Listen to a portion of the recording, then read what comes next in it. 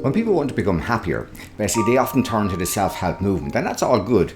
But one of the big challenges of the self-help movement is that it's about yourself. But the reality is, as a human being, if you think about it, if you were to describe yourself, most of your descriptions are going to contain descriptions that involve you being connected with someone else. Say, for example, if I say I'm a dad, well, that simply is not just a description about me, it's about my relationship with other people as well. Now, the fact of the matter is that because we live in a system, that means that a lot of our happiness is actually wrapped up in that system. A lot of our well-being is wrapped up in that system. And research points to that. It says, in order for you to be happy, basically make sure you spend time with the people you love. That might seem like common sense, but it's not always done, and it's not always used in the correct way. I remember Richard Bandler being asked one stage, what is it all about? And he said, well, one word really, just family. It's all about family. Now, I agree with that.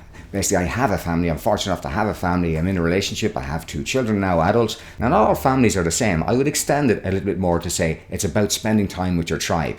You know, I was in a band over 30 years ago, and we decided to do a reunion. And when we went back down to practice, I hadn't seen the guys in years. But as soon as we began to practice, we started to feel alive, we started to have fun, we started to bounce off one another. We had just a really good, happy, engaging, fun time together. And it was really being back in my tribe. Now, the same thing happens in a family. Now, the research shows us this simple little tool. Very often in religion, they say, basically, a family that prays together stays together. Now, I don't know whether that's true or not, but one thing that the research shows is a family that eats together tends to stay together as well. Here's the question. How much time do you spend with your family or with your tribe where you actually sit down and just eat together? Because if you do that, you're going to engage, you're going to connect, you're going to talk about what's happening out during the day. You're going to identify if there's any issues or challenges or things to be helped or supported with. A simple little tool and technique like that to be able to make sure that you spend the time to sit down as a unit, as a family, as a tribe, just together will increase your levels of happiness and mental health and well-being well into the future.